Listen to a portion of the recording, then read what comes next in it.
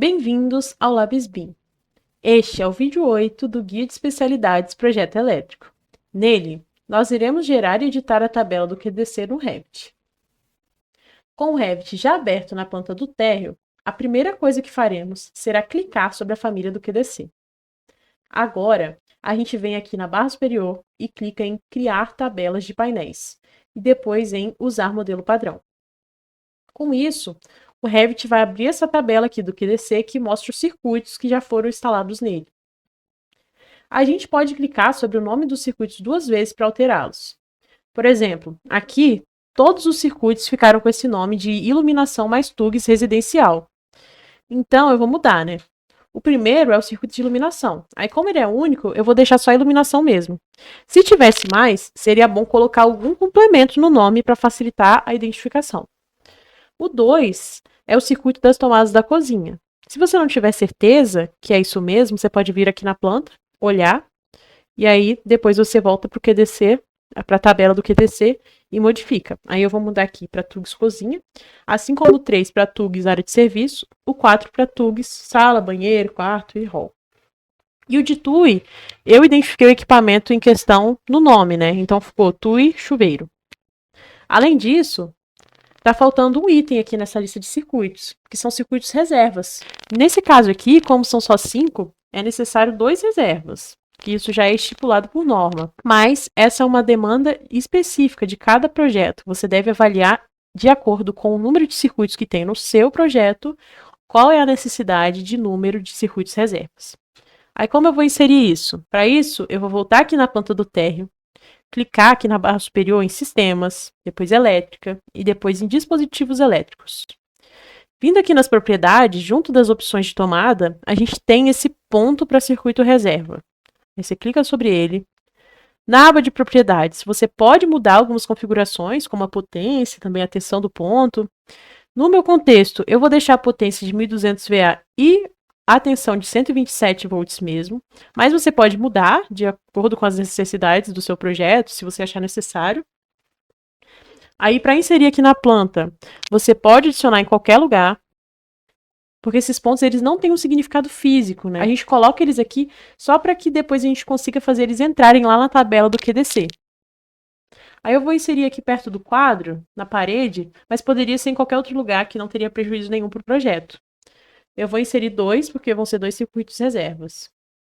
É importante salientar que esse número de circuitos reservas depende do número de circuitos do seu projeto. Então, você precisa verificar as especificidades do seu. Agora, a gente precisa associar esses pontos ao QDC, o que vai ser feito igualzinho quando a gente criou os circuitos no vídeo anterior. Você vai clicar sobre o ponto, nesse caso vai ser sobre a escrita, vai em força, aí você vai configurar a tensão e o número de polos para a sua necessidade. Nesse caso aqui vai ser 127 volts e um polo. Aí que você clica em OK. Agora, você vai vir aqui em cima e mudar aqui em painel de nenhum para QDC.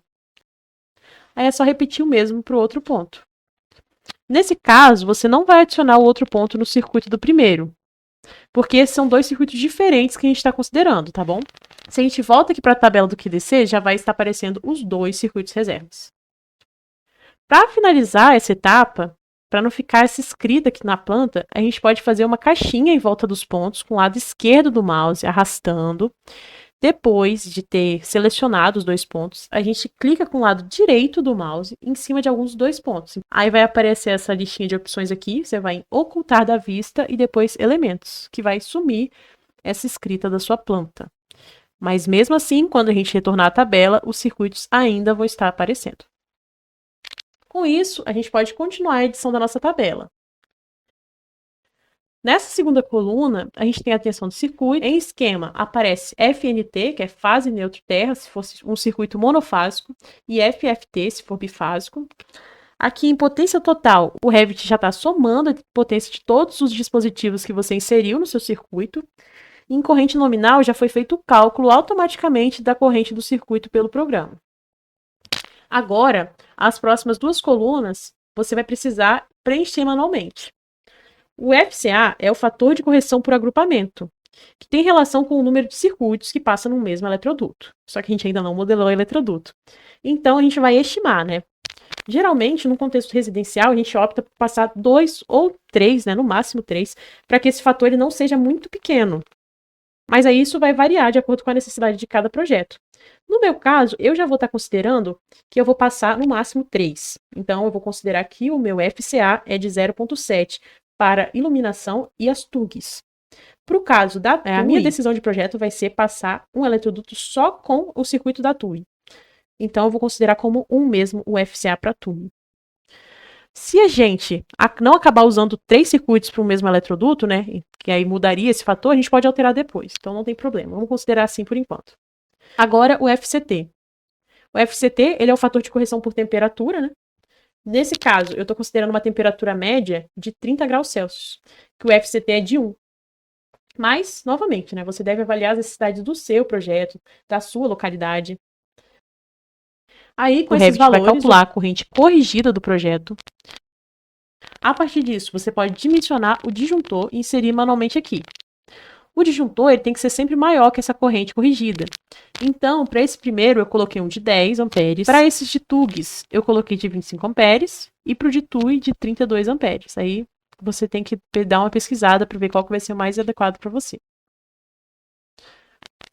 A próxima coluna mostra o tipo de instalação, que a gente já configurou nas propriedades de cada circuito do vídeo anterior. Além disso, pela corrente, o Revit já fez um pré-dimensionamento dos nossos circuitos, indicando até a seção que seria adequada, né, para os condutores. No contexto desse projeto, o Revit sugeriu o condutor de 1,5 para o circuito de iluminação e 4 para todos os demais. Eu já havia feito cálculos em uma planilha e eu verifiquei que, para os circuitos de TUGs, 2,5 já atende. Nesse sentido, eu recomendo que, além do pré-dimensionamento do Revit, que é muito útil, você também faça seus cálculos por fora, em outra planilha. Porque, às vezes, o programa acaba fazendo um superdimensionamento aí para você, igual foi o caso. Aí é bom você ter um outro recurso para conferir, né? Aí eu insiro esses valores aqui que eu vou adotar para o circuito em seção do condutor adotada de forma manual. Um outro valor que a tabela dá é o comprimento máximo aproximado do circuito, que serve para o cálculo da queda de tensão.